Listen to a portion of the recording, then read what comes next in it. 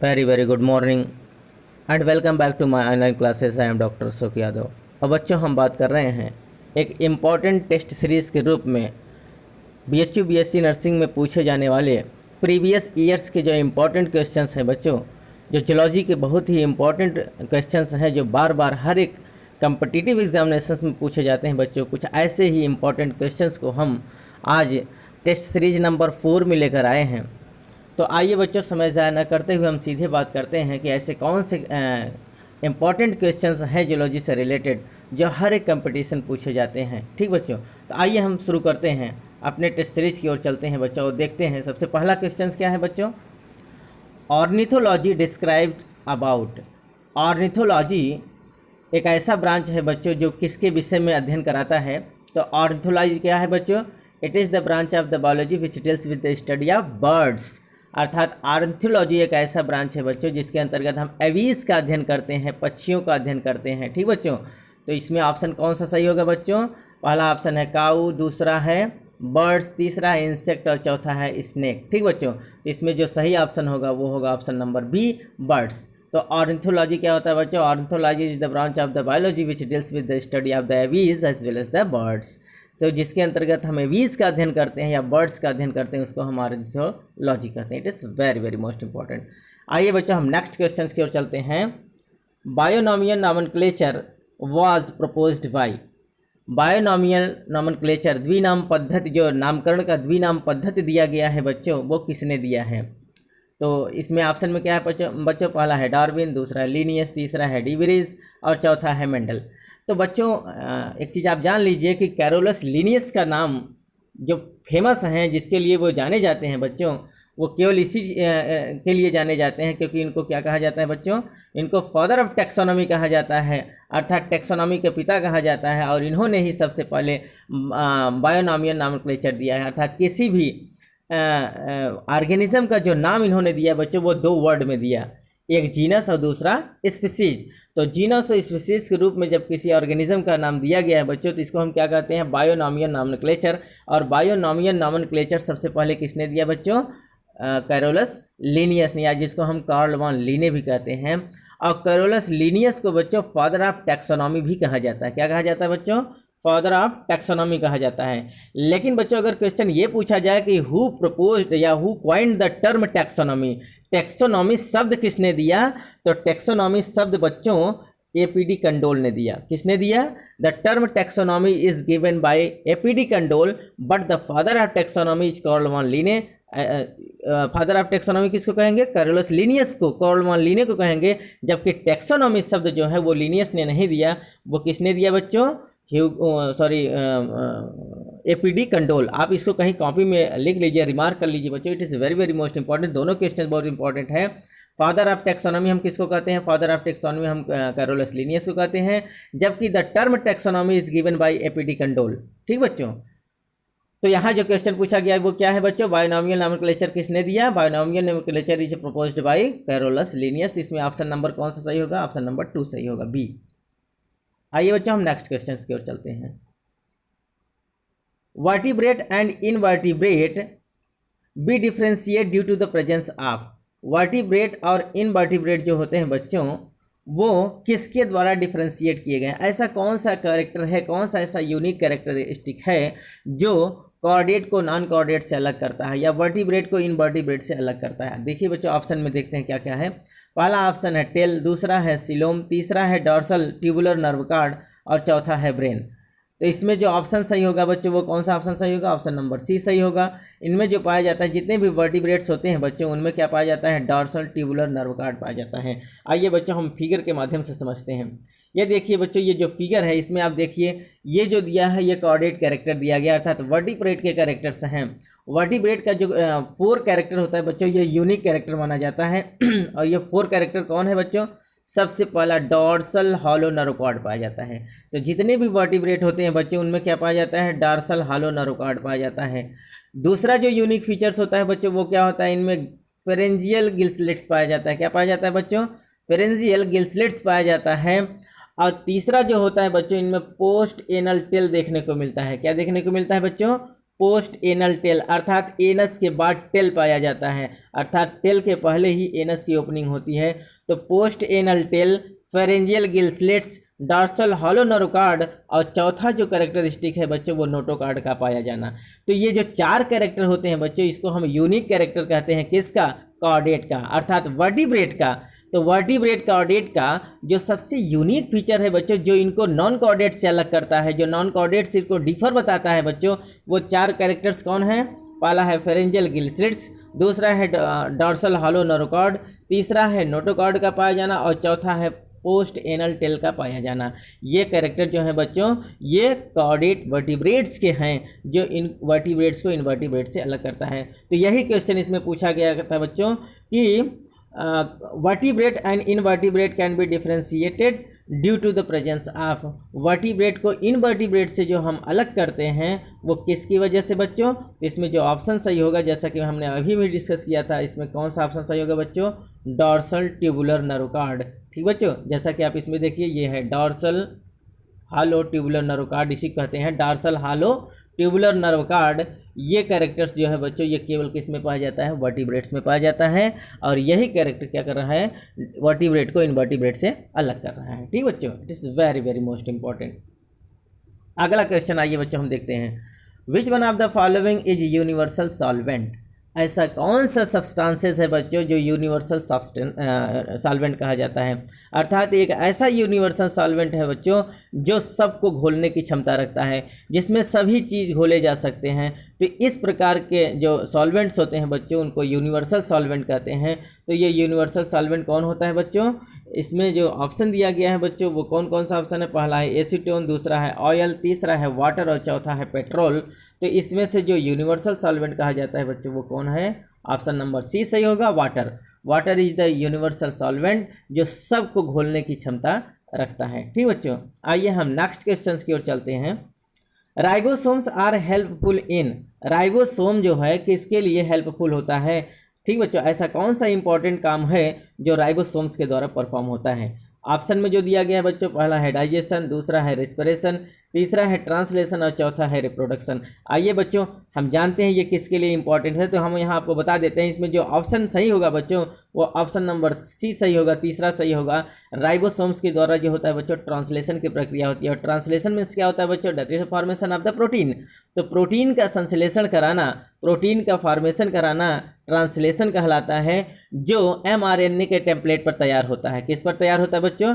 mRNA के template पर तैयार होता है। और ये ट्रांसफर RNA के साथ जो राइबोसोम्स है बच्चों, वो ट्रांसक्रिप्शंस के बाद mRNA को क्या करता है बच्चों? वो प्रोटीन में कन्वर्ट करने का काम करता है, अर्थात ट्रांसलेशन की प्रक्रिया कराता है। तो ट्रांसलेशन की प्रक्रिया कौन कराता है बच्चों? राइबोसोम कराता है with the help of the tRNA, transfer RNA। अर्थात जो tRNA के साथ बच्चों जो राइबोसोम होता है, वो mRNA के टेम्पलेट पर प्रोटीन का संश्लेषण करता है, जिसको हम क्या कहते हैं? ट्रांसलेशन कहते हैं। तो आइए बच्चों, इनको हम फिगर के माध्यम से समझने की कोशिश करते हैं। देखिए, जैसा कि बच्चों आप ये देख रहे हैं कि ये है RNA पॉलीमरेज। RNA पॉलीमरेज थोड़ा बड़ा कर देते हैं बच्चों। ये देखिए RNA पॉलीमरेज, ये टोटल जो है बच्चों, ये देखिए सबसे पहले ट्रांसक्रिप्शंस की प्रक्रिया होती है, जिसमें DNA is converted into mRNA। क्या होता है बच्चों? DNA क्या होता है? कन्वर्ट होता है जब mRNA, तो उसको हम क्या कहते हैं बच्चों? उसको हम ट्रांसक्रिप्शंस कहते हैं। और ये होता है प्री mRNA, अर्थात ये प्रोसेस जो हो रहा है बच्चों, ये प्री mRNA के रूप में हो रहा है। आगे देखिए दूसरे स्टेप में जो दे रहा है बच्चों, ये पोस्ट ट्रांसक्रिप्शनल मॉडिफिकेशन होता है।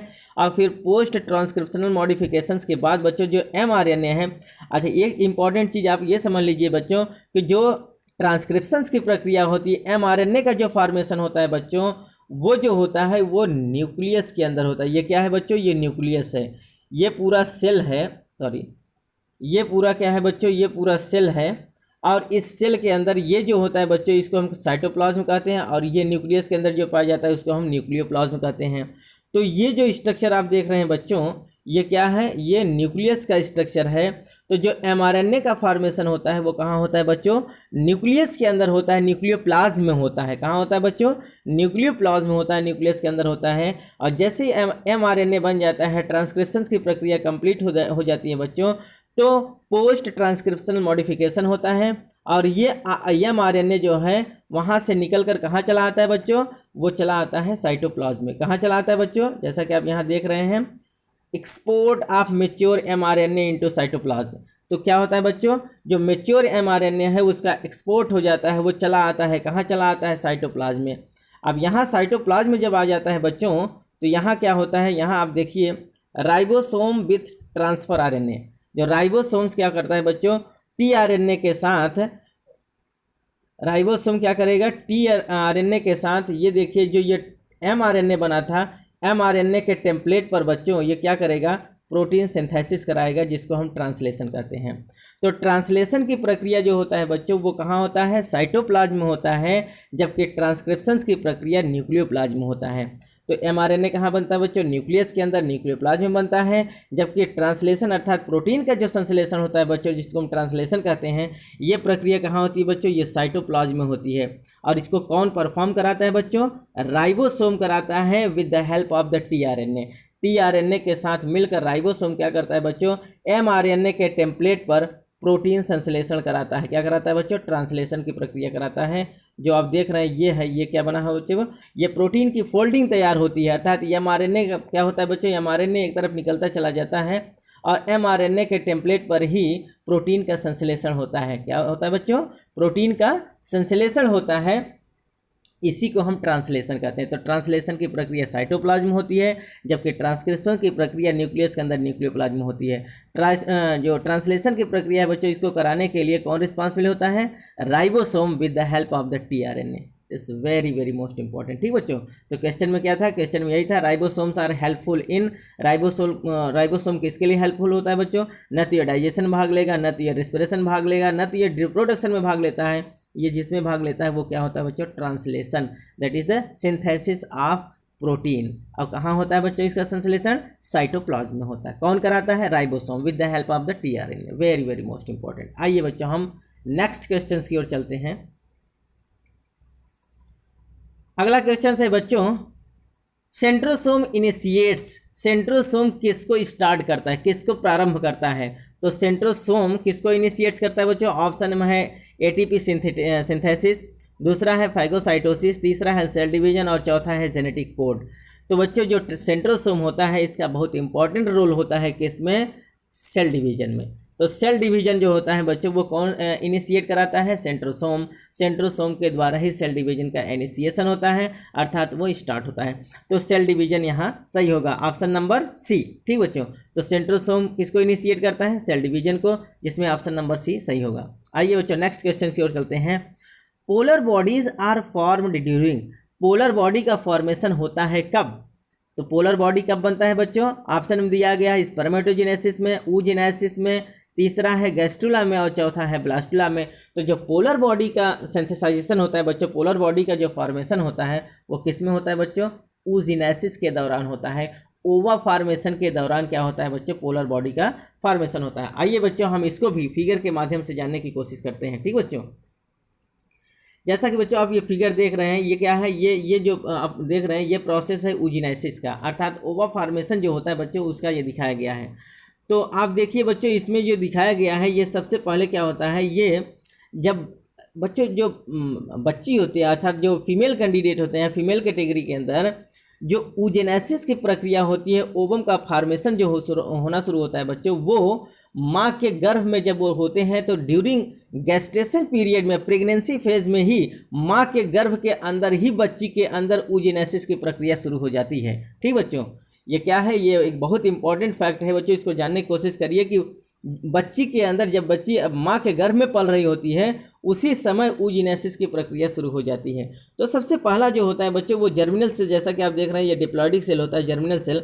जर्मिनल सेल का क्या होता है बच्चों, आप देखेंगे कि जर्मिनल सेल में क्या होता है, सब जर्मिनल सेल से हमारा जो बनता है सबसे पहले ये प्राइमरी ओसाइट्स बनता है। क्या बनता है बच्चों, प्राइमरी ओसाइट्स। थोड़ा सा इसको छोटा कर लें तो दोनों दिखेगा, ये देखिए बच्चों।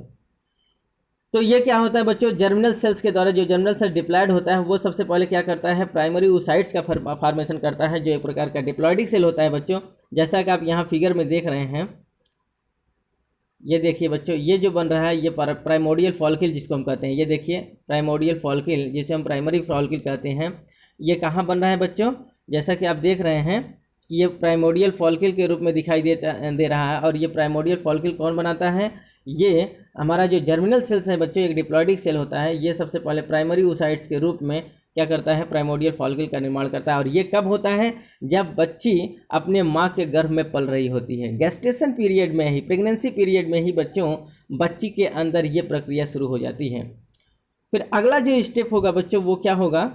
अगले स्टेप में आप देखिए कि जैसे ही प्राइमरी oocytes बन जाता है बच्चों, वैसे तुरंत क्या होता है, ये प्रक्रिया होती है बच्चों, ये माइटोसिस के थ्रू होता है। ये क्या होता है बच्चों? यहाँ पर माइटोसिस होता है और माइटोसिस के बाद क्या होता है? प्राइमरी फॉलिकल्स का निर्माण होता है, जिसको हम प्राइमोडियल ग्रेफिन फॉलिकल कहते हैं।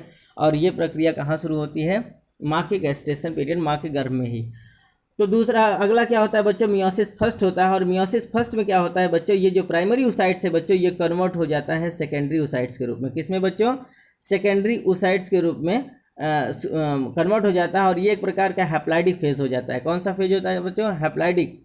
और यहाँ सबसे पहले फर्स्ट पोलर बॉडी का निर्माण होता है। मियोसिस फर्स्ट में ही बच्चों, जैसे ही प्राइमरी oocytes कन्वर्ट होता है सेकेंडरी oocytes में, और सेकेंडरी oocytes एक प्रकार का प्राइमरी सेल हैप्लॉइड सेल होता है बच्चों, इसी समय सबसे पहले फर्स्ट पोलर बॉडी का निर्माण होता है। ये बच्चों आप रिमार्क कर लेंगे कि फर्स्ट पोलर बॉडी का निर्माण कब होता है बच्चों? जब सेकेंडरी oocytes का फॉर्मेशन होता है। तो एक तरफ सेकेंडरी oocytes बनता है और दूसरी तरफ एक जो ओवम है बच्चों, वो बेकार हो जाती है, निष्क्रिय हो जाती है, उसी को हम पोलर बॉडी कहते हैं। ठीक बच्चों, अब फिर ये क्या हो गए? हैप्लॉइडिक फेज में आ गए। और जैसे ही बच्चों ये देखिए आप, जैसे ही सेकंड मियोसिस होता है, मियोसिस सेकंड, वैसे ही ये क्या होता है बच्चों? ये जो पोलर बॉडी है ये फिर दो भागों में टूट जाती है। और इधर जो सेकेंडरी oocytes है बच्चों, ये क्या करती है? ये मेच्योर होके ओवम का निर्माण करती है। ठीक बच्चों, और ये क्या होती है? एक परिपक्व ओवम के रूप में हो जाती है। और यहाँ एक फिर सेकेंड पोलर बॉडी का निर्माण हो जाता है। तो फर्स्ट पोलर बॉडी का निर्माण कब होता है बच्चों? सेकेंडरी oocytes के समय होता है, फर्स्ट मियोसिस में। और सेकेंड पोलर बॉडी का निर्माण सेकेंड मियोसिस में होता है, जब वो सेकेंडरी oocytes कन्वर्ट होता है ओवम के रूप में। ठीक बच्चों, तो इस प्रकार से हम अगर देखें तो पूरा कुल कितने पोलर बॉडी का निर्माण हो गया बच्चों? 3 पोलर बॉडी का निर्माण होता है। अर्थात 3 पोलर बॉडी और एक ओवम का निर्माण होता है। तो ये प्रक्रिया जो होती है बच्चों, ये कहाँ होती है? आप देखिए यहाँ पूरे प्रोसेस को समझाया गया है। ये देखिए सबसे पहले ये डेवलपिंग फॉलिकल है। जैसे ही ये प्राइमरी ग्रेफिन फॉलिकल बन जाता है बच्चों, वैसे जब बच्ची प्यूबर्टी की ओर आती है, अर्थात onset of the first menstruation की ओर आती है, जब उसका युवा अवस्था आने को होता है बच्चों, तो वो ग्रेफिन फॉलिकल मेच्योर होने लगता है, उसको हम डेवलपिंग ग्रेफिन फॉलिकल कहते हैं। और फिर जब वो मेच्योर हो जाती है, अर्थात उसका फर्स्ट मेंसेस स्टार्ट हो जाता है और उसके अंदर ओव्यूलेशन की प्रक्रिया स्टार्ट हो जाती है बच्चों, तो वो ग्रेफिन फॉलिकल मेच्योर हो जाती है, जिसको हम क्या कहते हैं बच्चों? मेच्योर ग्रेफिन फॉलिकल कहते हैं। और अब जब ये मेच्योर ग्रेफिन फॉलिकल बन जाती है बच्चों, तो ये ओवा को रिलीज करने के लिए तैयार हो जाती है। और फिर इस मेच्योर ग्रेफिन फॉलिकल से 14वें दिन ओवा रिलीज होती है, जिसको हम ओव्यूलेशन कहते हैं। और जो ओवा निकलती है बच्चों, उसको हम सेकेंडरी oocytes कहते हैं। जब बच्ची युवा हो जाती है बच्चे, उसके मेंसेस शुरू हो जाते हैं, मेंस्ट्रुएशन शुरू हो जाता है, तो मेंस्ट्रुएशन के 14वें दिन ओवा रिलीज होता है। और ओवा रिलीज होने की उस प्रक्रिया को हम ओव्यूलेशन कहते हैं। और जो ओवा रिलीज होती है बच्चों, उसको हम सेकेंडरी oocytes कहते हैं। और ये सेकेंडरी oocytes कब बनता है बच्चों? Onset of the first menstruation, that is the puberty phase में। जब बच्ची युवा हो जाती है, जब माता बनने योग्य हो जाती है बच्चों, तब उसमें ओवा का फॉर्मेशन होता है और ओवा रिलीज होती है। कहाँ से बच्चों? मेच्योर ग्रेफिन फॉलिकल से। और फिर 14वें दिन ये ओवा क्या होती है बच्चों? बर्स्ट होके, अर्थात ग्रेफिन फॉलिकल रप्चर हो जाता है। और रप्चर होने के बाद ये ओवा बाहर की ओर रिलीज होती है। और जो बाहर की ओर ओवा रिलीज होती है, उसको हम क्या कहते हैं बच्चों? उसको हम सेकेंडरी oocytes कहते हैं। जैसा कि आप ये देख रहे हैं, ये क्या है बच्चों? ये सेकेंडरी oocytes है। ये क्या है? ये सेकेंडरी oocytes है, जो मेच्योर ग्रेफिन फॉलिकल से रप्चर होकर बाहर की ओर आई है। ठीक बच्चों, तो इस प्रक्रिया को हम ओव्यूलेशन कहते हैं। ओवा जब फटकर ग्रेफिन फॉलिकल से बाहर आती है, मेच्योर ग्रेफिन फॉलिकल से फट के जब बाहर आती है, तो उसको हम क्या कहते हैं बच्चों? उस प्रक्रिया को हम ओव्यूलेशन कहते हैं। और ये जो ओव्यूलेशन होता है बच्चों, वो मेंसेस के 14th डे पर होता है, 14वें दिन होता है। कब होता है बच्चों? 14वें दिन। तो इस प्रकार का, इसके बाद क्या होता है बच्चों? ये पूरी प्रक्रिया जो होती है बच्चों, इसको हम oogenesis कहते हैं। क्या कहते हैं बच्चों? oogenesis कहते हैं। आइए हम एक और फिगर के माध्यम से इसको जानने की कोशिश करते हैं।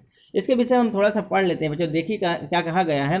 oogenesis is the process which takes place in the following steps. oogenesis एक ऐसी प्रक्रिया है बच्चों जो डिफरेंट स्टेप्स के द्वारा कंप्लीट होता है। तो आइए पहले हम देखते हैं फर्स्ट स्टेप क्या है। फर्स्ट स्टेप जो होता है बच्चों, ये मल्टीप्लिकेशन फेज होता है। जो ये कब होता है बच्चों? बिफोर बर्थ रिजल्ट इन oogoनियम। बच्ची के जन्म के पहले ही, अर्थात जन्म के पहले का मतलब बच्चों क्या कि जब बच्ची अपने माँ के गर्भ में रहती है, जब माँ के गर्भ में वो है, अर्थात during the time of the pregnancy, अर्थात प्रेगनेंसी के समय ही बच्चों जब माँ कंसीव की हुई है, उसी समय जब बच्ची पल रही होती है अपनी माँ के गर्भ के अंदर, तब उसमें क्या होता है बच्चों? मल्टीप्लिकेशन फेज चलता रहता है और उस समय oogonia का फॉर्मेशन होता है। किसका फॉर्मेशन होता है बच्चों? oogoनियम का फॉर्मेशन होता है। और ये oogoनियम क्या होता है बच्चों? डिप्लॉइडिक फेज में होता है। आइए दूसरे स्टेप को देखते हैं। दूसरे स्टेप में क्या है बच्चों? दूसरे स्टेप को हम ग्रोथ फेज कहते हैं। इस थोड़ा स्पेलिंग मिस्टेक हो गया बच्चों, यहाँ ग्रोथ आप लिख लीजिएगा, GROWTH। तो ग्रोथ फेज जो आता है बच्चों, ये कब होता है? आफ्टर प्यूबर्टी, अर्थात जब बच्ची वयस्क हो जाती है, युवा हो जाती है, अर्थात उसका जब फर्स्ट मेंस्ट्रुएशन शुरू हो जाता है बच्चों, तो उस समय क्या होता है? ग्रोथ फेज आ जाता है। और ग्रोथ फेज में अब ये जो oogoनियम है बच्चों, ये डेवलप होकर क्या बना लेती है बच्चों? प्राइमरी oocytes बनाती है। क्या बनाती है बच्चों? Primary oocytes। अर्थात जब बच्ची अब युवा हो चुकी है, उसमें मेंस्ट्रुएशन शुरू हो गया है, तो उस समय जो बनता है, जो ग्राफिन फॉलिकल था बच्चों, जो oogoनियम था वो मैच्योर हो गया है। जो प्राइमोडियल ग्राफिन फॉलिकल था, अब वो डेवलपिंग ग्राफिन फॉलिकल के रूप में प्राइमरी oocytes का निर्माण कर लेती है। किसका बच्चों? प्राइमरी oocytes का फॉर्मेशन यहाँ हो जाता है, अर्थात उससे क्या होगा? प्राइमरी oocytes बनता है। ठीक बच्चों, अब प्राइमरी oocytes जब बन जाता है बच्चों, तो तीसरा जो स्टेप होता है वो मैचुरेशन फेज कहा जाता है। क्या कहा जाता है बच्चों? Maturation phase. अब बच्ची युवा हो गई है, उसके मेंसेस स्टार्ट हो गए हैं, तो ये मेंसेस क्या होते हैं बच्चों? प्रति मंथ आते हैं, प्रत्येक महीने आते हैं। इसलिए इसमें बताया गया है एवरी मंथ, हर एक महीने मैचुरेशन की प्रक्रिया होती है। उस मैचुरेशन के अंतर्गत क्या होता है बच्चों? Resulting in the secondary oocytes release during the ovulation on the 14th day of the menstruation. तो क्या होता है बच्चों कि जो सेकेंडरी oocytes के रूप में ओवा मैच्योर ग्राफिन फॉलिकल से फटकर बाहर आती है, किस दिन बच्चों? 14वें दिन। उसी को हम क्या कहते हैं? उसको हम ओवम कहते हैं। और ओवम निकलने की इस प्रक्रिया को हम ओव्यूलेशन कहते हैं। तो जो ओवम निकलती है बच्चों, उसी का नाम है सेकेंडरी oocytes। क्या नाम है बच्चों? जैसा कि आप यहाँ देख रहे हैं, उसका नाम है सेकेंडरी oocytes। और ये एक प्रकार से हैप्लॉइडिक सेल होती है। क्या होती है बच्चों? एक प्रकार की हैप्लॉइडिक सेल होती है। और यही सेकेंडरी oocytes स्पर्म के साथ क्या होता है बच्चों? फ्यूज़न करता है। और फ्यूज़न करने के बाद जाइगोट बनता है, जो डिप्लॉइडिक फेज में आ जाता है। तो हैप्लॉइड गैमीट के रूप में मेल गैमीट को क्या होता है बच्चों? हैप्लॉइडिक मेल गैमीट को हम स्पर्म कहते हैं, जबकि हैप्लॉइडिक फीमेल गैमीट को हम क्या कहते हैं बच्चों? सेकेंडरी oocytes या ओवम कहते हैं।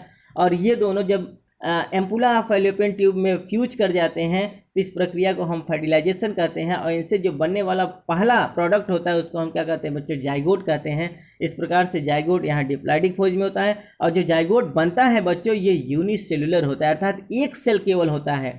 और जब ये डिवाइड होता चला जाता है, तो फिर ये बहुत सारे सेल में बनते बनते क्या होता है बच्चों? एक सेल से दो सेल, दो से चार, चार से आठ, आठ से 16, 16 से 32, इस प्रकार से डिवीज़न होता चला जाता है। और एक समय सेल से टिश्यू, टिश्यू से आर्गन, आर्गन से आर्गन सिस्टम, और आर्गन सिस्टम से एक ऑर्गेनिज्म का निर्माण हो जाता है, जो एक न्यू बॉर्न बेबी का जन्म होता है। तो ये पूरी प्रक्रिया क्या होता है बच्चों? इसमें जैसा कि आप देख रहे हैं कि सबसे पहले मल्टीप्लिकेशन फेज होता है, जो माँ के गर्भ में बच्ची में शुरू होता है, जिसको हम oogoनियम कहते हैं। ये एक प्रकार का डिप्लॉइडिक सेल होता है। फिर ये क्या होता है बच्चों? जब बच्ची प्यूबर्टी की ओर आ जाती है, अर्थात वयस्क हो जाती है, तो उसमें ग्रोथ होने लगता है। और फिर वो oogoनियम कन्वर्ट हो जाता है प्राइमरी oocytes में, प्राइमरी ग्राफिन फॉलिकल में। और वहाँ जो ओवा बनती है, जो थोड़ी सी डेवलप हो जाती है ओवा, तो उसको हम कहते हैं प्राइमरी oocytes। और प्राइमरी oocytes के बाद बच्चों जब बच्ची वयस्क हो जाते हैं, उसमें मेंसेस स्टार्ट हो जाते हैं, प्रत्येक मंथ मेंसेस होने लगते हैं। तो बच्चों उसके प्रत्येक मंथ क्या होता है? इसी प्राइमरी oocytes का मैचुरेशन होता है। और फिर वो 14वें दिन ये क्या होती है? एक मैच्योर ग्राफिन फॉलिकल से फट कर बाहर आती है, जिसको हम क्या कहते हैं बच्चों? सेकेंडरी oocytes कहते हैं। और सेकेंडरी oocytes जो होता है बच्चों, उसी समय एक जब सेकेंडरी oocytes होता है जब होती है बच्चों, तो यहाँ देखिए बताया गया है 14th day of the menstruation, at this time only one polar body is formed. उसी समय केवल एक पोलर बॉडी का निर्माण होता है। जब बच्चों 14वें दिन जब ओवल्यूशन हो जाता है तो उस समय क्या होता है, एक पोलर बॉडी का फॉर्मेशन होता है। और ये पोलर बॉडी जो होता है बच्चों वो ओवरी के बाहर कहाँ होता है बच्चों, फैलोपियन ट्यूब में होता है। अर्थात जो फैलोपियन ट्यूब होता है वहाँ ये पोलर बॉडी का फॉर्मेशन होता है। तो पहला जो पोलर बॉडी था बच्चों उसका तो फॉर्मेशन ओवरी के अंदर होता है, जबकि जो ये पोलर बॉडी जो ग्राफिन फॉलिकल में हो रहा है बच्चों सेकेंडरी ओसाइट के साथ, ये सबसे पहले ओवरी के बाहर ये क्या होता है, पोलर बॉडी का फॉर्मेशन होता है। ठीक बच्चों, and the remaining development takes place only when sperm approaches secondary oocytes in ampulla. अर्थात बच्चों इसके बाद जो फर्दर डेवलपमेंट होता है इनका जो और डेवलपमेंट होना है, अर्थात जब सेकेंडरी ओसाइट्स के बाद जब इनका और डेवलपमेंट होना है तो वो कहाँ होता है बच्चों, वो फैलोपियन ट्यूब के अंदर, जो एम्पुला फैलोपियन ट्यूब होता है, फीमेल का फैलोपियन ट्यूब होता है बच्चों, उसके अंदर उसका अगला डेवलपमेंट होता है कब, जब सेकेंडरी ओसाइट्स अप्रोच करती है किसके साथ, स्पर्म के साथ। जब स्पर्म के साथ सेकेंडरी ओसाइट्स मिल जाती है तो उसी को क्या कहते हैं बच्चों, उसको हम फर्टिलाइजेशन कहते हैं, और जो प्रोडक्ट बनता है उसको हम जाइगोट कहते हैं। तो ये प्रक्रिया कहाँ होती है बच्चों, एम्पुला फैलोपियन ट्यूब। एक ब्रॉडेस्ट पार्ट होता है, एक स्वेलिंग पार्ट होता है बच्चों ग्राफिन फॉलिकल के अंदर, और ग्राफिन फॉलिकल फैलोपियन ट्यूब के अंदर एक स्वेलिंग पार्ट होता है, एक ब्रॉडेस्ट पार्ट होता है, उसको हम फैलोपियन ट्यूब कहते हैं। और उसी फैलोपियन ट्यूब के अंदर ही फर्टिलाइजेशन की प्रक्रिया होती है। ठीक बच्चों, तो वही कह रहा है इसमें कि the remaining development takes place only when sperm approaches secondary oocytes in ampulla, that is the outside the ovary in the broadest region of the Fallopian tube. तो ये अगला डेवलपमेंट कब होता है बच्चों, ये ओवरी से बाहर आकर जब ये फैलोपियन ट्यूब में फर्टिलाइज करता है तब there takes place the second meiosis result in ovum along with the two more polar bodies. तो ये क्या होता है बच्चों, जैसे ही सेकेंडरी ओसाइट्स का निर्माण होता है, जैसे ही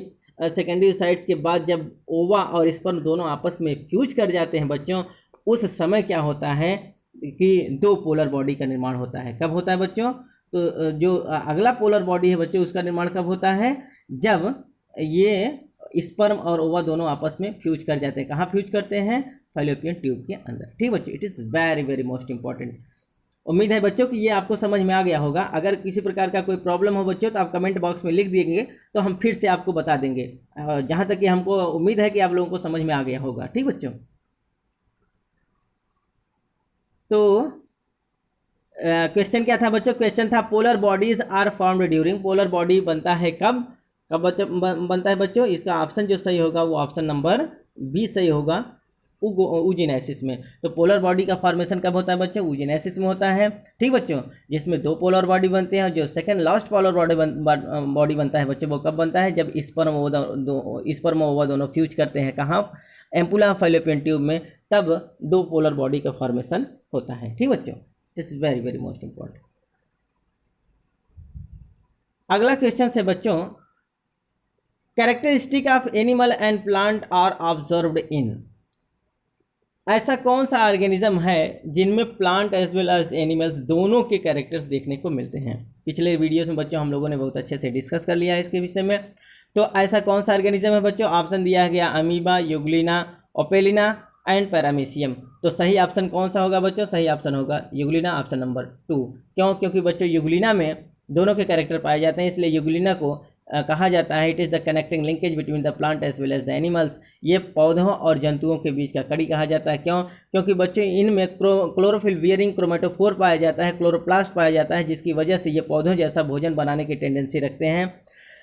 परंतु बच्चों जब सूर्य का प्रकाश इनको नहीं मिलता है तो ये एनिमल लाइक भी बिहेवियर करते हैं, अर्थात एनिमल लाइक भी बिहेव करते हैं, और ये होलोजोइक मोड ऑफ न्यूट्रिशन करते हैं, अर्थात एनिमल जैसा किसी दूसरे ऑर्गेनिज्म से अपना भोजन ले सकते हैं। तो सूर्य के प्रकाश में ये क्या करते हैं बच्चों, फोटोसिंथेसिस के द्वारा अपना भोजन स्वयं बनाते हैं, क्योंकि इनके अंदर क्लोरोप्लास्ट पाया जाता है। और ये रेजेंबल करता है किसके साथ बच्चों, प्लांट के साथ। जबकि जब सूर्य का प्रकाश इनको नहीं मिलता है तो उस समय क्या करते हैं बच्चों, ये होलोजोइक मोड ऑफ न्यूट्रिशन करते हैं और ये किसी दूसरे एनिमल से अपना भोजन लेते हैं। इस प्रकार से बच्चों हम लोगों ने ये जाना था कि जितने भी प्रोटोजोआंस होते हैं फाइलम प्रोटिस्टा में अर्थात प्रोटोजोआ में सबसे ज़्यादा अर्थात maximum power of metabolic diversities देखने को मिलता है। क्या देखने को मिलता है बच्चों? मैक्सिमम मेटाबॉलिक डाइवर्सिटीज अगर किसी फाइलम में मिलता है तो सबसे ज़्यादा किस में मिलता है बच्चों? फाइलम प्रोटोजोआ में, क्योंकि ये ऑटोट्रॉपिक मोड ऑफ न्यूट्रिशन भी करते हैं। Autotrophic mode of nutrition, heterotrophic mode of nutrition, saprophytic mode of nutrition, holozoic mode of nutrition as well as the parasitic mode of nutrition. इस प्रकार से ये हर एक प्रकार के पोषण करने के लिए क्या होते हैं बच्चों? सक्षम होते हैं, कैपेबल होते हैं। तो सबसे ज़्यादा अगर हम देखें कि मेटाबॉलिक डाइवर्सिटीज जो देखने को मिलती है वो फाइलम प्रोटोजोआ में देखने को मिलती है। आइए हम नेक्स्ट क्वेश्चन की ओर चलते हैं। ठीक बच्चों, अगला क्वेश्चन है hydra is omnivorous, herbivorous, carnivorous as well as the viviparous. तो हाइड्रा क्या होता है बच्चों? हाइड्रा एक ऐसा ऑर्गेनिज्म है जो कैसा होता है बच्चों? टोटली कॉर्निवोरस होता है, अर्थात ये किसी दूसरे ऑर्गेनिज्म का क्या करता है बच्चों? ऑर्गेनिज्म को खाता है, अर्थात ये पूर्ण रूप से क्या है? कॉर्निवोरस होता है, मांसाहारी होता है। ठीक बच्चों, it is very very most important. जैसा कि बच्चों आप देखिए ये फिगर में मैंने दिखाया है तो कि यूग्लिना क्या होता है, यूग्लिना क्यों प्लांट जैसा बिहेवियर करता है? क्योंकि इनमें क्लोरोप्लास्ट पाया जाता है। ठीक बच्चों, तो क्लोरोप्लास्ट वियरिंग इनमें क्लोरोफिल वियरिंग इनमें क्रोमेटोफोर पाया जाता है जिसमें क्लोरोप्लास्ट है, और ये क्या करता है बच्चों? प्रकाश संश्लेषण के द्वारा अपना भोजन स्वयं बनाता है, जो प्लांट जैसा रिजेंबल करता है, प्लांट जैसा नेचर पाया जाता है। ठीक बच्चों, it is very very most important. आइए नेक्स्ट क्वेश्चन की ओर चलते हैं। क्वेश्चन है बच्चों, intestinal parasites are mostly, intestinal parasites जो होते हैं बच्चों वो अधिकांशतः होते हैं क्या? पहला ऑप्शन है राउंड वर्म, दूसरा है एनारोबिक, तीसरा है फ्लैट वर्म और चौथा है बाइसेक्सुअल। तो इनमें जो सही ऑप्शन होगा बच्चों, वो जो ये ट्रिक लगा है बच्चों, आप इसमें कंफ्यूज नहीं करेंगे, ये किसी बच्चे का है जो एग्ज़ाम दिया था, वो सही किया है गलत किया है, इससे आपको लेना देना नहीं है। जो हम बता रहे हैं उसको आप ध्यान देंगे। इंटेस्टाइनल पैरासाइट्स आर मोस्टली, जो इंटेस्टाइनल पैरासाइट्स होते हैं वो अधिकांशतः क्या होते हैं बच्चों? तो आप पिछले वीडियोज़ में हमने बहुत अच्छे से डिस्कस किया और जानने की कोशिश करिए कि जो ऑर्गेनिज्म हमारे इंटेस्टाइन के अंदर पाए जाएंगे, क्या बच्चों वो ऑक्सीजन ले सकते हैं? क्योंकि वो पैरासाइट हैं, तो पैरासाइट को एयर लेने की ज़रूरत तो है नहीं, अर्थात उनमें रेस्पिरेशन की कोई क्षमता होना कोई ज़रूरत तो है नहीं। क्यों? तो इस प्रकार से जो पैरासाइट्स होते हैं बच्चों वो किस प्रकार का रेस्पिरेशन करते हैं? एनएरोबिक रेस्पिरेशन करते हैं। कैसा रेस्पिरेशन करते हैं बच्चों?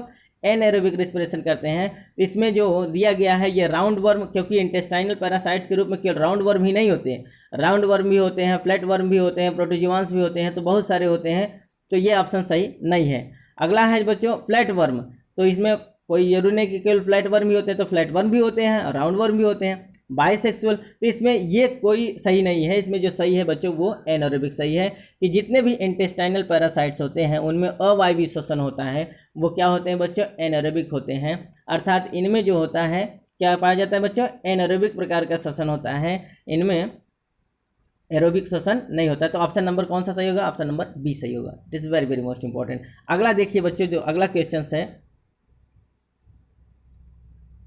Protein is the polymer of, protein किसका पॉलीमर होता है?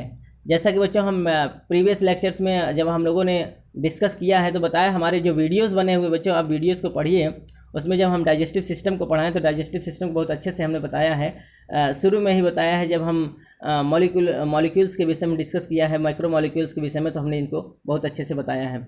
तो protein is the polymer of, protein किसका पॉलीमर होता है बच्चों? प्रोटीन जो होता है पॉलीमर होता है बच्चों अमीनो एसिड का। सही ऑप्शन क्या है? ऑप्शन नंबर सी सही होगा। ठीक बच्चों, तो ये जो होता है ये ऑप्शन नंबर सी, आप इसको रिमार्क कर लेंगे बच्चों। इसमें दिया है glucose, fructose, amino acid and lipids, तो सही ऑप्शन है अमीनो एसिड। तो जैसे हम एक एग्जांपल से ले बच्चों कि जिस प्रकार से हम लोगों का जो वेल्डिंग होता है, एक इमारत होता है बच्चों, वो किसका बना होता है? इमारत जो होता है बच्चों बहुत सारे ब्रिक्स से मिलकर बना होता है, ईंटों से मिलकर बना होता है। तो सभी ईंटें क्या होते हैं बच्चों? एक पर एक पर एक पर इस प्रकार से लेयर बनाकर बहुत सारी लगभग 10 फीट की ऊंचाई पर एक क्या बन जाता है बच्चों? एक कमरा बन जाता है। तो जिस प्रकार से एक बिल्डिंग का निर्माण होता है बच्चों किसके द्वारा? ब्रिक्स के द्वारा। तो अगर हम ये कहें बच्चों कि बिल्डिंग का जो स्मॉलेस्ट यूनिट क्या है, अर्थात बिल्डिंग का जो स्मॉलेस्ट यूनिट है क्या है, तो वो है पॉलीमर ऑफ ब्रिक्स। अर्थात जो ब्रिक्स हैं बच्चों, इनके बहुत सारे ब्रिक्स अर्थात पॉलीमर वो सब मिलकर एक बिल्डिंग का निर्माण करते हैं। ठीक इसी प्रकार से बच्चों हमारे जो बॉडी का बिल्डिंग हुआ है, हमारा जो बॉडी बना हुआ है बच्चों, ये प्रोटीन से बना हुआ है। और प्रोटीन भी किससे मिलकर बना होता है बच्चों? वो अमीनो एसिड्स का बना होता है। तो अमीनो एसिड्स जस्ट लाइक वैसे ही होते हैं बच्चों, जिस प्रकार से ब्रिक्स ईंटें होते हैं, जिस प्रकार से ईंटों के द्वारा इमारत का निर्माण होता है, ठीक उसी प्रकार से अमीनो एसिड्स के द्वारा हमारे बॉडी का फॉर्मेशन हुआ है, हमारे बॉडी का निर्माण हुआ है बच्चों। तो प्रोटीन का स्मॉलेस्ट यूनिट किसको कहा जाता है बच्चों? Amino acid is the smallest unit of the protein and it is the polymer of the protein. ये क्या किसका पॉलीमर है बच्चों? तो पॉली अमीनो एसिड्स मिलकर प्रोटीन का निर्माण करते हैं। कौन बच्चों? पॉली अमीनो एसिड्स मिलकर किसका निर्माण करते हैं? प्रोटीन का निर्माण करते हैं। तो ऑप्शन कौन सा सही होगा बच्चों? ऑप्शन नंबर सी सही होगा। ठीक बच्चों, आइए नेक्स्ट क्वेश्चन को देखते हैं। वायरसेस रिप्लिकेट्स ऑन, बच्चों थोड़ा फिगर स्पष्ट नहीं है, आप देख लीजिएगा इसको। वायरसेस रिप्लिकेट्स ऑन, वायरस किस पर रिप्लिकेट करते हैं? तो ऑप्शन दिया है बच्चों अगार जेल, दूसरा है डेड टिश्यू, तीसरा है लिविंग टिश्यू और चौथा है ओनली इन कल्चर मीडियम। ठीक बच्चों, पहला ऑप्शन है अगार जेल, दूसरा है डेड टिश्यू, तीसरा है लिविंग टिश्यू और चौथा है ओनली इन कल्चर मीडियम। तो सही ऑप्शन जो होगा बच्चों वो क्या होगा? ये होगा लिविंग टिश्यू। बच्चों जो वायरसेस होते हैं ये क्या होते हैं? वायरस को भी क्या कहा जाता है बच्चों? It is the connecting linkage between the living and non living, अर्थात ये सजीवों और निर्जीवों के बीच की कड़ी कहा जाता है। और ये एक प्रकार का ए सेलुलर ऑर्गेनिज्म होता है, अर्थात इस पर सेल नहीं पाया जाता। क्या नहीं होता बच्चों? वायरस के अंदर से, वायरस के ऊपर सेल नहीं पाया जाता, ये एक ए सेलुलर ऑर्गेनिज्म होता है। इसीलिए बच्चों हमने टोटल क्लासिफिकेशन में जब देखा तो जितने भी वैज्ञानिक आए बच्चों, वो तो हर एक एनिमल्स का, हर एक ऑर्गेनिज्म का क्लासिफिकेशन में हर एक ऑर्गेनिज्म को स्थान दिया गया है, लेकिन बच्चों वायरस को कहीं स्थान नहीं दिया गया। क्यों? क्योंकि वायरस के अंदर न तो सजीवों का कैरेक्टर पाया जाता है, न तो निर्जीवों का कैरेक्टर पाया जाता है। इसलिए उसको बच्चों उसको कहाँ स्थान दें? न तो वो सजीव है, न तो उसको निर्जीव माना जाता है। तो वैज्ञानिकों ने वायरस को कहीं स्थान नहीं दिया। तो क्लासिफिकेशन में बच्चों वायरस का कहीं नाम नहीं आता है। तो वायरस एक प्रकार का ऐसा ऑर्गेनिज्म है जो अपने मौके के फिराक में रहता है बच्चों। ये बाहर क्या होता है? रवे के रूप में, क्रिस्टल्स के रूप में, नॉन लिविंग थिंग्स के रूप में होता है, अर्थात निर्जीव अवस्था में बना रहता है। और जैसे ही ये किसी होस्ट सेल के अंदर पहुंचता है, किसी पोषक के अंदर पहुंचता है बच्चों, तो ये क्या होता है? ये एक्टिव हो जाता है और ये सजीव जैसा व्यवहार करने लगता है। ठीक बच्चों, और ये करता क्या है कि हमारे पूरे सेलुलर मैकेनिज्म पर अपना कब्जा कर लेता है और फिर वो हमारे पूरे सेल पर अपना नियंत्रण रखता है। फिर जैसे कहता है वैसा करते हैं सब, और फिर हमारे ही सेल हमारे लिए क्या करते हैं बच्चों?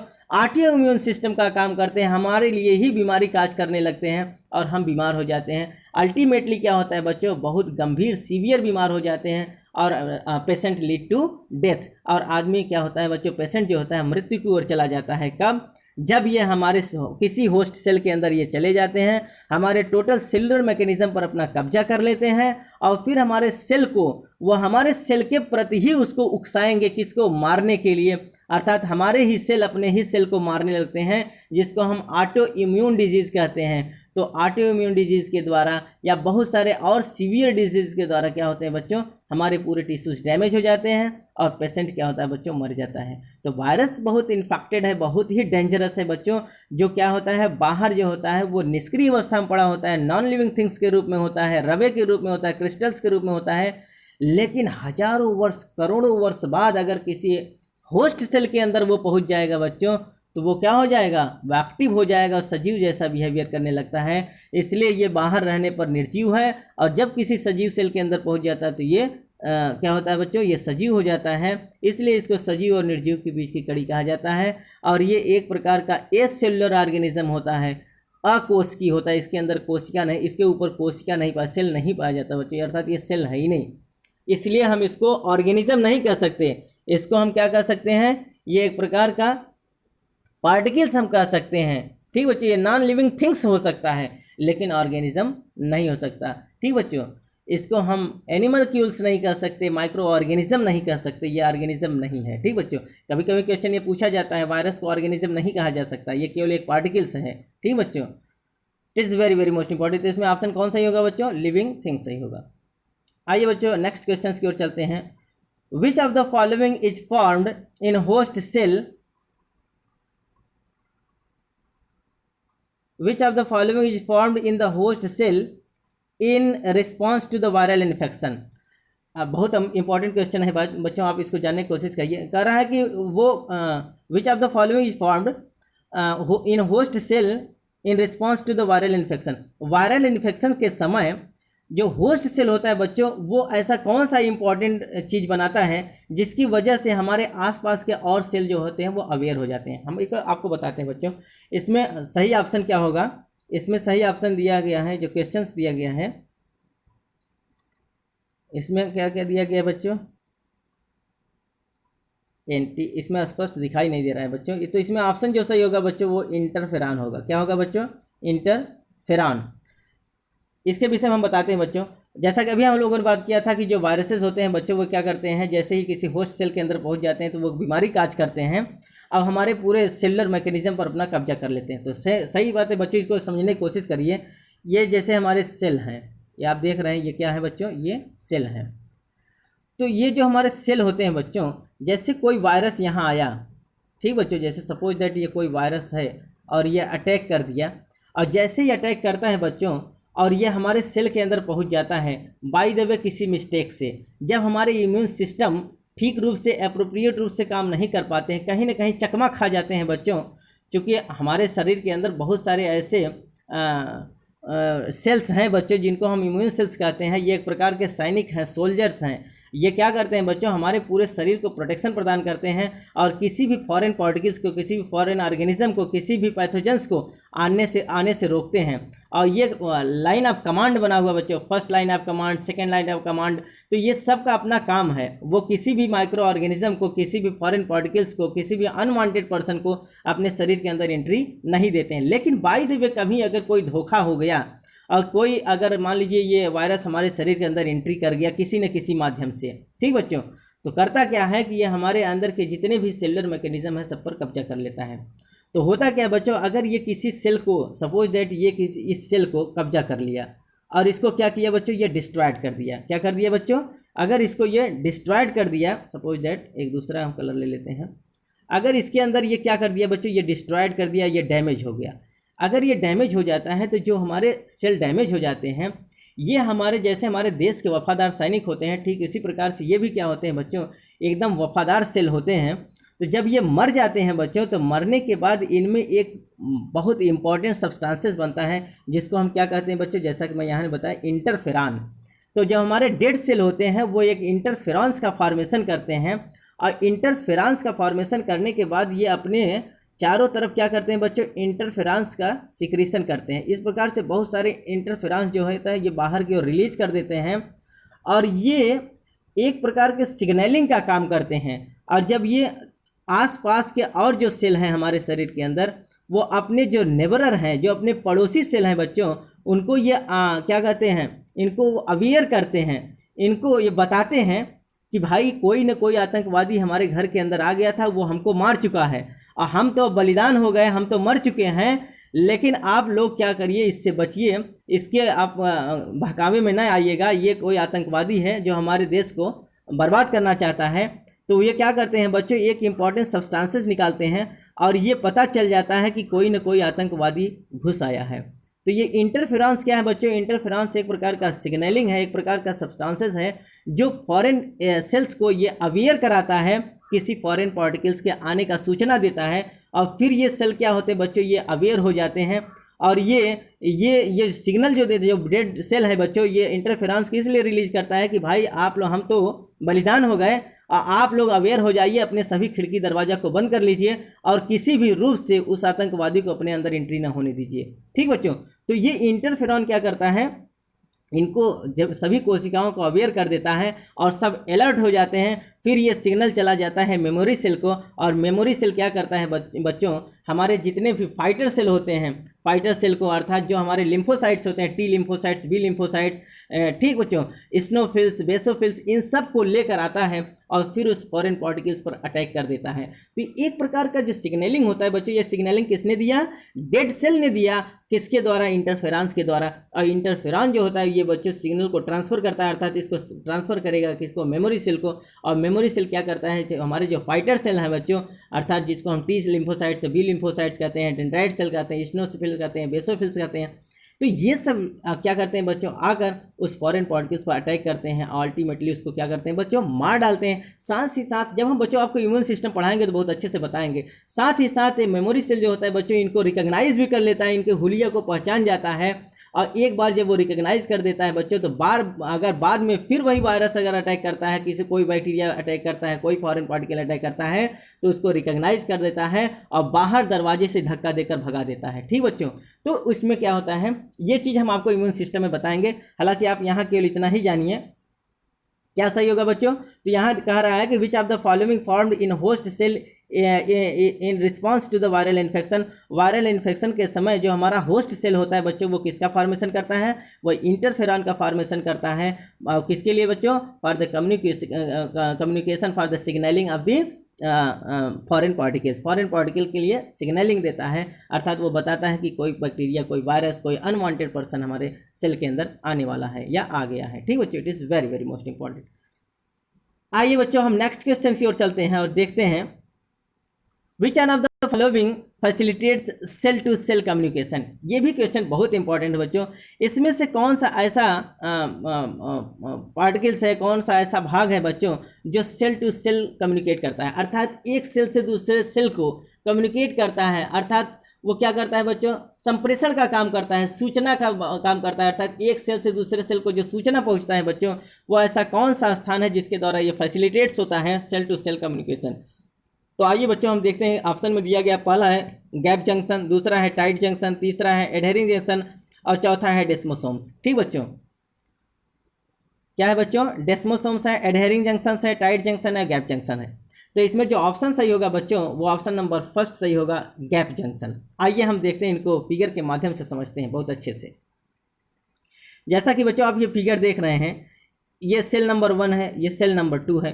दो सेल के बीच में, अर्थात अगर हम देखें बच्चों, तो जो प्लांट सेल होते हैं, प्लांट सेल के बाहर का जो कवरिंग होता है उसको हम क्या कहते हैं बच्चों, सेल वॉल कहते हैं। और एनिमल सेल में सेल वॉल नहीं पाया जाता, तो उसमें जो होता है बच्चों प्लाज्मा मेम्ब्रेन होता है।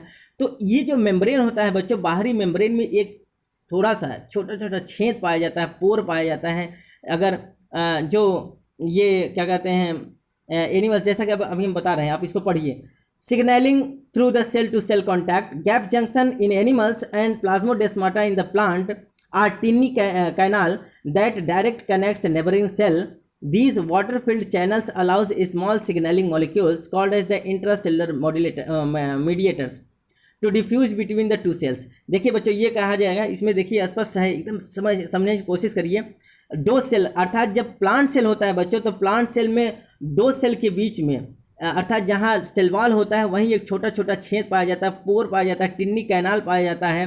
अगर वो प्लांट सेल है बच्चों, तो उसको हम कहते हैं प्लाज्मोडेस्माटा। क्या कहते हैं बच्चों, प्लांट सेल में लास्ट में सेल जहाँ होता है बच्चों, अर्थात उसका बाहरी जो बाउंड्री होता है वहीं छोटा छोटा छेद होता है एक सेल से दूसरे सेल में जाने के लिए, तो उसको हम प्लाज्मोडेस्माटा कहते हैं। जबकि जब एनिमल्स होता है बच्चों, तो एनिमल्स में उसको हम गैप जंक्शन कहते हैं। क्या कहते हैं बच्चों, क्योंकि एनिमल्स में सेल वॉल नहीं पाया जाता है, तो जो एनिमल्स होते हैं बच्चों, उनमें जो छेद पाया जाता है, जो टिनी कैनाल पाया जाता है, उसको हम गैप जंक्शन कहते हैं। जैसा कि आप ये कैनाल देख रहे हैं, ये देखिए जो कैनाल दिख रहा है, तो ये एक सेल से दूसरे सेल में क्या करता है बच्चों, ये सूचनाओं को भेज रहा है।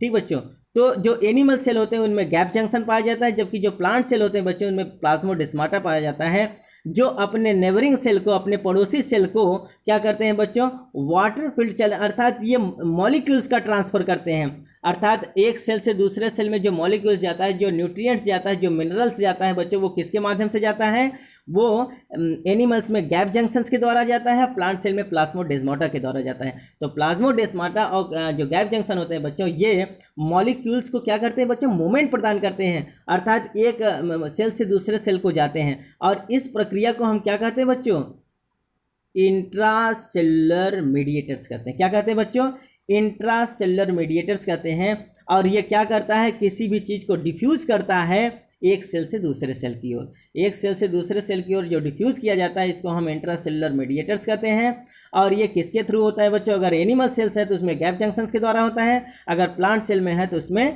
प्लाज्मोडेस्माटा के द्वारा होता है। It is very very most important. आइए इसको और फिगर के माध्यम से और अच्छे से देखते हैं। देखिए बच्चों ये फिगर नंबर 1, अच्छा सेल नंबर 1, सेल नंबर 2, ये देखिए प्लांट सेल है। तो इसमें देखिए अब प्लाज्मोडेस्माटा है, ये जो छेद पाया जा रहा है, जो कैनाल पाया जाता है, इसको हम क्या कहते हैं बच्चों, प्लाज्मोडेस्माटा कहते हैं। जबकि ये एनिमल सेल, देखिए यहाँ सेल वॉल दिखाई दे रहा है, और यहाँ जो एनिमल सेल होते हैं बच्चों, इनमें सेल वॉल नहीं पाया जाता है, इसमें प्लाज्मा मेम्ब्रेन पाया जाता है। तो इनके बीच में जो ये सिग्नलिंग हो रहा है, जो पोर पाया जाता है, जो कैनाल पाया जाता है, उसको हम गैप जंक्शन कहते हैं। तो gap junction is found between the animal cells and plasmodesmata found between the plant cells. और ये क्या करते हैं बच्चों, जैसा कि आप यहाँ फिगर देख रहे हैं कि जो ये पर्पल कलर में दिखाई दे रहा है बच्चों, ये क्या कर रहे हैं, ये रिकग्नाइज करना, अर्थात एक सेल दूसरे सेल को रिकग्नाइज करता है। जब तक वो रिकग्नाइज नहीं करेंगे बच्चों, हम लोगों के जितने भी सेल हैं सब सेल पर फ्लैगिंग होती है, झंडारोहण होता है। अर्थात जब कोई सेल जब कोई पार्टिकल्स बाहर से आता है बच्चों, तो ये तुरंत वो क्या करते हैं, रिकग्नाइज कर जाते हैं कि ये हमारे शरीर के अंदर का सेल नहीं है, और उसको वो क्या करते हैं बच्चों, धक्का देकर बाहर निकाल देते हैं। तो सेल रिकग्निशन जो पाया जाता है, जो ये रिकग्निशन की क्षमता होती है, वो हमारे सभी सेल के ऊपर पाया जाता है बच्चों।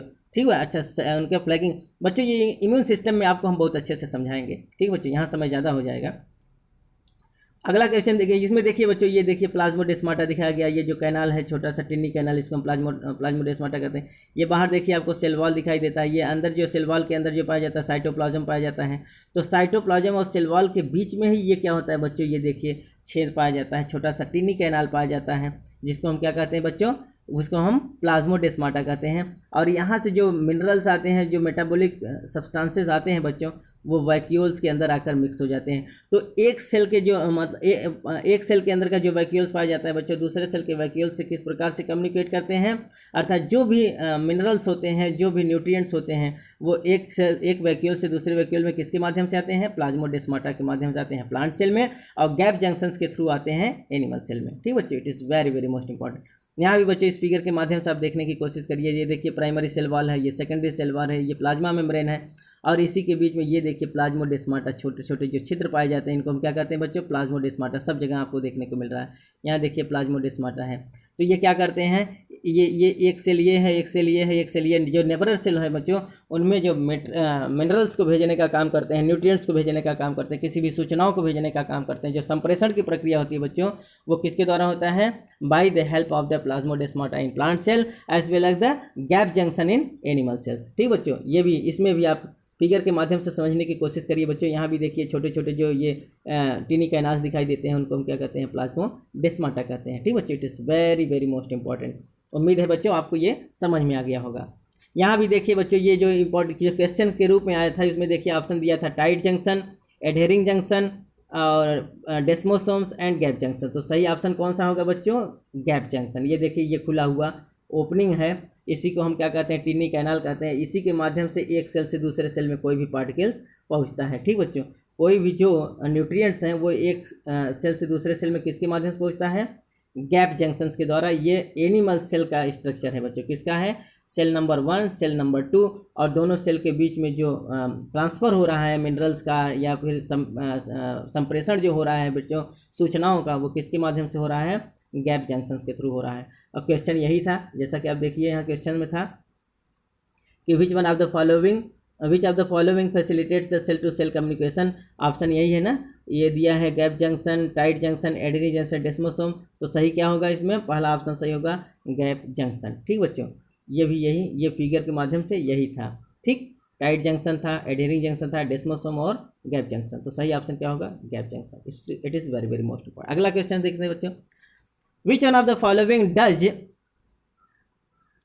The following does not contain nucleus. कह रहा है इसमें से किस में न्यूक्लियस नहीं पाया जाता। जो दिया गया ऑप्शन है बच्चों, इसमें से किस में न्यूक्लियस नहीं पाया जाता। ऑप्शन है, पहला है अमेच्योर ह्यूमन इरिथ्रोसाइट्स, दूसरा है न्यूट्रोफिल्स, तीसरा है मैक्रोफेजेस, और चौथा है स्नोफिल्स। तो बच्चों ये जितने भी हैं इनको हम WBC कहते हैं। क्या कहते हैं बच्चों, WBC। क्या कहते हैं बच्चों, WBC। ये WBC जितने होते हैं बच्चों, अर्थात ये ल्यूकोसाइट्स कहे जाते हैं। इन ल्यूकोसाइट्स में क्या होता है, न्यूक्लियस पाया जाता है। जबकि जो इरिथ्रोसाइट्स होता है बच्चों, इसको हम RBC कहते हैं। क्या कहते हैं बच्चों, RBC। तो जो मेच्योर RBC होता है बच्चों, मेच्योर ह्यूमन जो ह्यूमन मैच्योर आरबीसी होता है बच्चों, तो मैमेलियन सेल के अंदर जो मैमेलियन आरबीसी होता है बच्चों, उसमें न्यूक्लियस का अभाव होता है, उसमें न्यूक्लियस नहीं पाया जाता है। लेकिन अपवाद स्वरूप एक ऐसा एग्जाम्पल है जिसको आप जानने की कोशिश करिए, जो कैमल होता है बच्चों, ऊँट के जो आरबीसी होते हैं उनमें न्यूक्लियस पाया जाता है। तो कैमल के आरबीसी में न्यूक्लियस पाया जाता है। तो मैमल्स का एक ही एक्सेप्शन ये है कि अर्थात कौन, कैमल के आरबीसी में न्यूक्लियस पाया जाएगा, और जितने भी मैमल्स हैं उनमें आरबीसी नहीं पाया जा सॉरी आरबीसी में न्यूक्लियस नहीं पाया जाता। ठीक बच्चों, तो नॉन न्यूक्लिएटेड आरबीसी देखने को मिलता है किसमें, मैमल में। ठीक बच्चों, it is very very most important. तो ऑप्शन कौन सा सही होगा बच्चों, ऑप्शन नंबर 1 सही होगा। अगला है बच्चों, the myelin sheath is produced by, myelin sheath किसके द्वारा प्रोड्यूस होता है। ठीक बच्चों, ऑप्शन में है टी सेल्स, दूसरा है एक मिनट, पहला है टी सेल्स, दूसरा है लिम्फोसाइट्स, तीसरा है स्वान सेल्स और चौथा है नोड ऑफ रेनवियर। तो सही ऑप्शन क्या होगा बच्चों, सही ऑप्शन होगा ऑप्शन नंबर सी। जो स्वान सेल होता है बच्चों, स्वान सेल क्या करता है, पेरीफेरल नर्वस सिस्टम के लिए क्या होता है बच्चों, सिंगल माइलिन शीथ का निर्माण करता है। स्वान सेल क्या करता है बच्चों, जो पेरीफेरल नर्वस सिस्टम होता है उसके अराउंड एक सिंगल माइलिन शीथ का निर्माण करता है, जबकि सेंट्रल नर्वस सिस्टम अर्थात ब्रेन और स्पाइनल कार्ड के चारों तरफ क्या होता है बच्चों, ओलिगोडेंड्रोसाइट्स का फॉर्मेशन होता है। तो ये स्वान सेल क्या करता है बच्चों, स्वान सेल क्या करता है कि पेरीफेरल नर्वस सिस्टम के अराउंड क्या करता है बच्चों, माइलिन शीथ का फॉर्मेशन करता है, जबकि सेंट्रल नर्वस सिस्टम के अराउंड, सेंट्रल नर्वस सिस्टम में कौन कौन आता है बच्चों, ब्रेन एंड स्पाइनल कार्ड। तो ब्रेन और स्पाइनल कार्ड के अराउंड जो होता है बच्चों, उसमें ओलिगोडेंड्रोसाइट्स का फॉर्मेशन करता है, प्रोड्यूस करता है, जबकि जो पीएनएस होता है उसके अराउंड क्या करता है, एक सिंगल माइलिन शीथ का फॉर्मेशन करता है या उसको प्रोड्यूस करता है। तो ऑप्शन कौन सा ये होता है जो, माइलिन शीथ, स्वान सेल। तो Schwann cell is responsible for the production या release of the myelin sheath around the peripheral nervous system as well as the oligodendrocytes around the central nervous system such as the brain as well as the spinal cord. ठीक बच्चों, it is very very most important. Option कौन सही होगा, option number C सही होगा। आइए हम next question की ओर चलते हैं। Cell membrane in animal is composed mainly of, जो एनिमल का सेल मेम्ब्रेन होता है बच्चों वो किसका बना होता है, ये बहुत इंपॉर्टेंट क्वेश्चन है बच्चों। तो जो एनिमल का सेल मेम्ब्रेन होता है बच्चों वो लिपिड प्लस प्रोटीन के मिलकर बना होता है, वो लिपिडो प्रोटीन होता है अर्थात लाइपोप्रोटीन का बना हुआ कवरिंग होता है। तो ऑप्शन कौन सा सही होगा, ऑप्शन नंबर इसमें दिया है, पहला है न्यूक्लिक एसिड, दूसरा है प्रोटीन, तीसरा है कार्बोहाइड्रेट और चौथा है लिपिड्स एंड प्रोटीन्स। तो सही ऑप्शन क्या होगा बच्चों, lipids and protein. Option number D सही होगा कि जो एनिमल सेल मेम्ब्रेन होता है बच्चों, तो एनिमल का जो सेल मेम्ब्रेन होता है वो किसका बना होता है, लिपिड एंड प्रोटीन अर्थात लाइपोप्रोटीन की बनी हुई कवरिंग पाई जाती है। ठीक बच्चों, it is very very most important. Which one of the following food, एक minute, which one of the following found in both that is the plant as well as the animals, अर्थात वो ऐसा कौन सा चीज़ है जो प्लांट और animals दोनों में पाया जाता है। तो दिया गया जो ऑप्शन है बच्चों इसमें से कौन सही होगा, पहला है माइटोकॉन्ड्रिया, दूसरा है टोनोब्लास्ट, तीसरा है सेंट्रियोल, चौथा है क्लोरोफिल। तो बच्चों जो माइटोकॉन्ड्रिया है ये plant as well as the animals दोनों में पाया जाता है। क्यों, क्योंकि mitochondria is the type of the, क्या है बच्चों, it is the power house of energy, अर्थात ये एनर्जी का पावर हाउस कहा जाता है। क्योंकि एनर्जी सबको चाहिए, जिसको जिंदा रहना है, जिसको जीना है बच्चों, वो बिना एनर्जी के जिंदा नहीं रह सकता, चाहे वो प्लांट हो चाहे वो एनिमल्स। तो एनिमल्स का जो स्टोर हाउस है, जो पावर हाउस ऑफ एनर्जी कहा जाता है बच्चों, वो कौन है, तो हमारे कोशिका का पावर हाउस जो कहा जाता है, power house of the cell, वो कौन है, माइटोकॉन्ड्रिया। तो माइटोकॉन्ड्रिया दोनों में पाया जाता है, plant as well as the animals दोनों। ठीक बच्चों, अगला क्वेश्चन है which one of the following is aromatic ring containing amino acids, amino acid में कौन सा एरोमेटिक रिंग देखने को मिलता है। तो इसमें क्या होता है बच्चों, ऑप्शन है glycine, tyrosine, alanine and valine. क्या है बच्चों, glycine, tyrosine, alanine and valine. तो बच्चों जो ये एरोमेटिक रिंग के रूप में अमीनो एसिड में पाया जाता है वो क्या होता है बच्चों, फेनिल एलेनिन होता है, ट्रिप्टोसिन होता है और टायरोसिन होता है। क्या क्या होता है बच्चों, फेनिल एलेनिन होता है, ट्रिप्टोसिन होता है और टायरोसिन, जिसमें से आपको ऑप्शन में एक मिला हुआ है, क्या है, टायरोसिन। आप इसको लिख लीजिए बच्चों कि जो एरोमेटिक रिंग के रूप में पाया जाता है अमीनो एसिड में, एरोमेटिक कंटेनिंग रिंग जो होता है बच्चों, उसको वो कौन कौन से होते हैं, पहला है लिख लो फेनिल एलेनिन, दूसरा है ट्रिप्टोसिन और तीसरा है टायरोसिन। तो इसमें जो ऑप्शन में है बच्चों वो टायरोसिन। ठीक बच्चों, जबकि इसमें फेनिल एलेनिन और ट्रिप्टोसिन का नाम नहीं दिया गया है, क्योंकि आपको एक ऑप्शन से मतलब है, तो एक ऑप्शन के रूप में टायरोसिन दिया गया है, तो सही ऑप्शन क्या होगा बच्चों? टायरोसिन। आइए बच्चों हम नेक्स्ट क्वेश्चन की ओर चलते हैं। Which one is polyunsaturated fatty acid? इसमें से कौन पॉलीसैचुरेटेड फैटी एसिड है? ऑप्शन में क्या दिया गया है बच्चों? ऑप्शन में पहला ऑप्शन है ग्लिसरॉल, दूसरा है एराकिडोनिक एसिड, तीसरा है कोलेस्ट्रॉल, चौथा है स्टेरिक एसिड। ठीक बच्चों, तो जो एराकिडोनिक एसिड होगा बच्चों, हम इसको, जो एराकिडोनिक एसिड होगा, ऑप्शन नंबर बी सही होगा बच्चों। जो एराकिडोनिक एसिड होगा बच्चों, ये poly unsaturated omega 6 fatty acid कहा जाता है। क्या कहा जाता है? क्या कहा जाता है बच्चों? Poly unsaturated omega 6 fatty acids के रूप में जाना जाता है। तो इसमें ऑप्शन नंबर बी सही होगा। कौन बच्चों? Arachidonic acid is a type of the poly unsaturated omega 6 fatty acid. ठीक बच्चों, तो आज के वीडियोस में बच्चों हम यहाँ तक ही बात करेंगे, क्योंकि वीडियोस बहुत लंबा हो गया है। ठीक बच्चों, इनके अगले जो क्वेश्चंस हैं बच्चों, अभी हम टोटल 70 क्वेश्चन किए हैं, 70 से लेकर 100 क्वेश्चन, अगर 71 से 100 तक का जो हम वीडियो बनाएंगे बच्चों, वो नेक्स्ट वीडियोस में हम बात करेंगे। तो टोटल 30 क्वेश्चन हम अभी अगले सीरीज में बात करेंगे बच्चों। उम्मीद है बच्चों आज का लेक्चर आपको बहुत अच्छे से समझ में आया होगा। अगर बच्चों आपको ये लेक्चर बहुत अच्छे से समझ में आए तो ज़्यादा से ज़्यादा इस चैनल को सब्सक्राइब करें, लाइक करें, शेयर करें। और बच्चों आप जो सब्सक्राइब करते हैं, लाइक करते हैं या कमेंट बॉक्स में जो लिखते हैं, वो हमारे लिए के एनर्जी का काम करता है बच्चों। जब आपको ये समझ में आए या जिस प्रकार का जो आपके एक्शंस हो, रिएक्शन हो, वो आप कमेंट बॉक्स में ज़रूर लिखें, जिससे हमको ये समझ में आए बच्चों कि आपकी पढ़ाई कैसी चल रही है, या हम और आप किस प्रकार से मिलकर किसी चीज़ को आगे बढ़ाएंगे। तो जिस प्रकार का कोई सुझाव हो, जिस प्रकार का कोई आपको आवश्यकता हो बच्चों, तो आप कमेंट बॉक्स में ज़रूर लिखें। ठीक बच्चों, उम्मीद है बच्चों आप आज का लेक्चर आपको बहुत अच्छे से समझ में आया होगा। बच्चों अगर आप हमारे चैनल को सब्सक्राइब नहीं किए हैं तो रेड बटन दबाकर चैनल को सब्सक्राइब करें। हमारे जितने भी फर्दर नोटिफिकेशन हैं वो आपके पास तक पहुँचें, इसलिए इसके लिए आप क्या करिए बच्चों, बेल आइकन को प्रेस कर दीजिए। तब तक के लिए बच्चों धन्यवाद।